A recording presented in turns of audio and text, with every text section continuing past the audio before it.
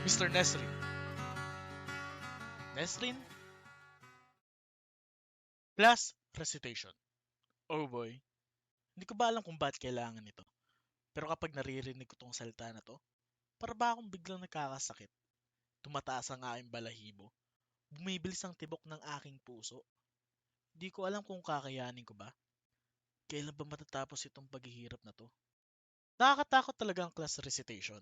Kahit nasabihin na nating naghanda ka, minsan kasi tatamaan ka ng mental block or magdadalawang isip ka. Kaya ang mga ibang estudyante palakasan na lang ng dasal at proteksyon ng kanilang mga guardian angel. Pero, maganda din itong idea na to para malaman talaga kung nakikinig at naiintindihan ng mga estudyante ang tinuturo ng kanilang mga guro. Pero sa katulad kong medyo tamad, hindi importante ang recitation na to sa akin, buddy. Kasi graduate na ako eh. Noong ako'y nag-aaral pa, ang isa sa aking kinakayamot naman ay bakit kailangan yung mga guro na magbigay ng assignment sa kanilang mga estudyante na basahin ng isang pag-aaral at kinabukasan, magkakaroon pala ng surprise recitation about sa pag-aaral na yun, buddy. What? Ang sa akin lang naman, pwede po bang wag nyo nang gawing assignment yan? Hindi ko po gagawin yan. Maglalaro pa ako. Need ko din ng time sa sarili ko, no? Kaya isa sa mga tumatak sa isipan ko na kailangan tapusin ang pag-aaral para hindi madistorbo ang aking paglalaro. Oh, never mind. Okay, balik muna tayo sa elementary. Madalas kong nararanasan ang mga parusa na yan. Kapag hindi nakakasagot sa recitation noong elementary, lalabas, tatayo, o haharap sa pader. Aminado naman ako, noong elementary hindi ako nakakasagot sa recitation dahil tinatamad ako makinig. Yes, oo, kasalanan ko din naman talaga. Pero merong subject na nagbago ng pananaw ko. Civica. Kasi usap-usapan na masungit daw ang guro, mahigpit at laging may recitation. Pero lahat ng yun ay totoo. Kaya kapag nagtuturo na ang aming guro, buong porsyento ng utak at tenga ko ang nakikinig pati na rin siguro yung guardian angel ko. Araw-araw ko din ginagawa ang assignment ko. Walang sablay. I mean, araw-araw naman akong gumagawa ng assignment. Pero hindi pa rin talaga maiwasan na may hindi magawa. Sa kadahilan ng hindi natupi or nakalimutan lang talaga. Pati test ko naging mataas ang resulta. Ang sarap pala sa pakiramdam ng nag-aaral talaga. Pero sa Civica lang. Hindi ko din talaga alam kung bakit sa Civica lang ako nag-excel.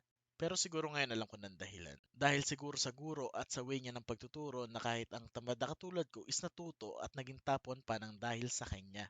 Pero hanggang ngayon, meron pa din sa aking alaala ang hindi ko makakalimutan. Yung isa sa mga naging teacher ko noong elementary, late na ako nag-enroll at nakapasok sa eskwelahan na to. So marami ako na-miss, like lessons, quiz, assignment, at siya. First day ko at pagkapasok pa lang mismo ay meron na agad recitation. Naisip ko, hindi naman ako tatanungin ni ma'am dahil first day ko pa lang naman ngayon. At nakita ko na pinalo niya ang kamay ng mga classmate kong hindi nakakasagot. Tumingin ako sa buong classroom at sobrang tahimik na. I'm in danger. Nesrin, what the fuck? And behold, tinawag at tinanong ako.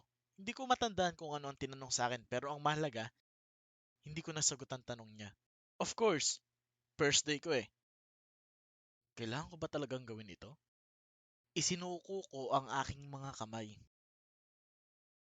Sobrang galit na galit ako that time. Hindi pala that time lang. Hanggang ngayon!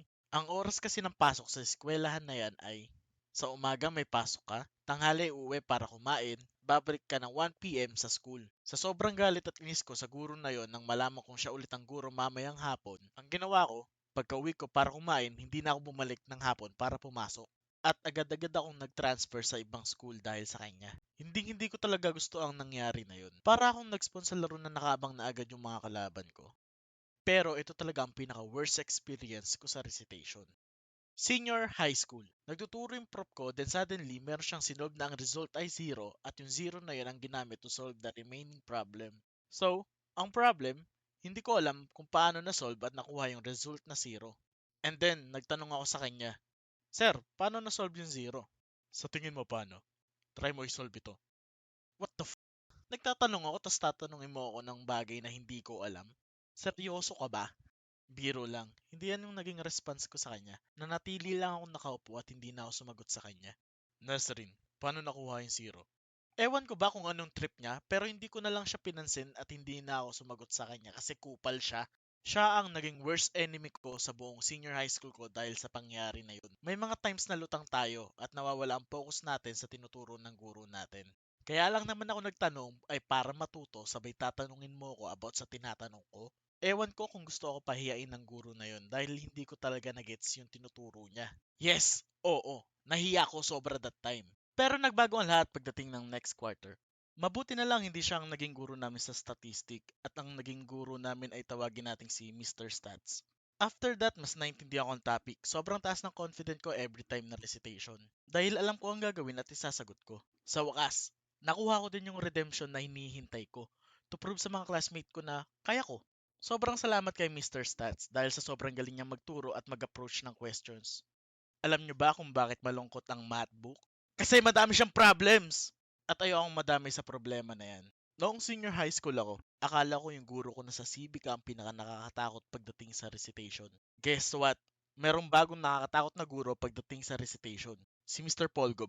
Every time bago magsimula ang klase, yung mga classmate ko naghahanda na. Nagre-review mag-isa, nagre-review sa sulok, nagre-review with friends, may mga nagkakabisa. Yung mga tamad na katulad ko na patawag na sa mga santo habang nagre-review. Kapag kasi klase na niya, lahat ng mga estudyante walang takas pagdating sa recitation. Kapag minalas ka pa, mababalikan ka pa. Kapag hindi ka nasagot, tatayo ka hanggang matapos ang klase niya. Ayun lang naman yung parusa. Pero kahit na, ayoko pa rin mapahiya kaya napaaral ako kahit nasa bahay. Bago pumasok si Mr. Polgob sa klase namin, lahat tahimik na. Karamihan ay ready na. Pero maliban sa pagiging terror niya kapag nasa oras ng klase, sobrang mabait siyang guro. He always make jokes about politics. Pero kapag nasa klase na niya, oh boy, panapanahon lang yan. Yan ang tumatak sa isipan ko noong topic namin is about sa mga politiko na korap. May taong lalaban sa taong nakatayo sa pwesto na walang ginagawa at nangungupit lang para sa pera ng bayan. Pero kapag siya na ang nakaupo, gagawin niya din naman yun. Kaya tandaan, panapanahon lang yan. Ako nga pala si Nesrin, ako ay tatakbo bilang SK. Biro lang, balik tayo sa topic. Palagi na lang na sobrang lakas ko kay Lord kasi hindi ako natatawag sa recitation. Pero minsan nakakagalit din talaga kapag alam mo yung isasagot mo pero hindi ka natawag. Sabay tatawagin ka sa recitation kapag hindi mo na alam ang sagot.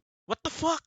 Gusto mo ba ng tips para hindi ka matawag sa recitation? Ito ang tips para hindi ka matawag sa recitation. Tip number 1. Huwag kang makipag-eye contact sa teacher mo at magpanggap kang busy like nagsusulat, nagbabasa, or nakikinig. Pero hindi naman palaging gumagana yan. Kasi ang gustong tawagin ng mga guro ay ang mga hindi nakikipag-eye contact sa kanila. Lalo na kapag paulit-ulit na lang ang nagtataas ng kamay at gustong sumagot. Naku po, delikado ka na buddy. Maghahanap na yan ng mga hindi nagpa-participate. Para bang merong pang-amoy ang mga guro kung sino ang estudyanteng kinakabahan. Mga estudyanteng nagtatago upang makaiwas. Tip number 2. Relax. Magpanggap ka lang na nakikinig at makipag-eye contact ka sa guro mo. Ang madalas naman nilang hindi tatawagin ang mga alam nilang nakikinig at nagbibigay ng attention sa kanila. Pero kapag wala nang nakikinig sa guro mo at ikaw na lang natitirang nakikinig, mag-ready ka, baka tawagin ka na. Hindi ko palaging ginagamit ito kasi napakataas ng rate na matawag ka. Pero may small percent pa din na hindi ka matawag. So, kapag sa gipitang sitwasyon, isugal mo na lang din. Tip number 3.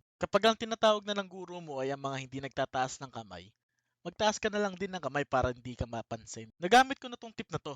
Pero isang beses ko lang siya nagamit. Ito ang dahilan kung bakit isang beses ko lang siya nagamit. Nang naramdaman kong tinatawag na ng guro ko is yung mga hindi nagpa-participate sa klase, naglakas loob ako na magtaas ng kamay. Dahil lang naisip ko ay, hindi naman siguro ako tatawagin nito kapag nakataas na din ako ng kamay. Siguro, at nang magtaas ako ng kamay, Nesrin, what tip number 4? Huwag kang magpasa ng index card. Kapag pinagpapasa kayo ng index card ng guro nyo, ito ang gawin mo, buddy. Magpasa ka din ng index card pero ang ipapasa mo na index card is blanco para hindi ka mahalata na hindi ka nagpasa. Kaso napakadelikado na ito pero subok ko na to. Pero one time pagkapasa namin ng index card bigla niyang chinek ang attendance kung kumpleto ba ang lahat. So lahat kaming mga hindi nagpasa nahuli. Yan ang walang kwentang tips kapag gusto mong hindi matawag sa recitation. Huwag mo na subukan. Malaki ang chance na matawag ka. Kaya be always ready. Balik tayo sa tanong ko sa umpisa ng video na ito. Bakit mahalaga ang class recitation? Para sa akin, ang class recitation ay tinutulungan tayo para mapalakas ang ating critical thinking, pagpapalawak ng kaalaman. Sobrang mahalaga ito bilang bahagi ng proseso ng ating pagkakatuto. Sa totoo lang, iisa lang naman ang tip kapag alam mong meron kayong recitation. Kahit hindi mo alam na may recitation kayo. At ito ay 100% working. Halika dito, lumapit ka. Lapit pa. Lapit pa. Ready ka na? Isulat at itatak mo sa kokote mo. Mag-aral ka. Yo guys, thank you sa chance na pinanood nyo tong video na to at malaking suporta na din yan para sa ginawa ko. Comment down below if may mga gusto kayong i-share na mga kwento about sa class recitation experience nyo. Maraming salamat kung nagustuhan mo yung video. And if nag-like and subscribe ka din, huwag ka mag-alala, mas i-improve ko tong video na to sa mga susunod pa. Sobrang na-enjoy ko to kasi may mga bago din ako natutunan about sa pag-animate na mas may i-apply ko siya sa susunod na video. Yun lang guys. Thank you so much talaga. Thank you. Peace out.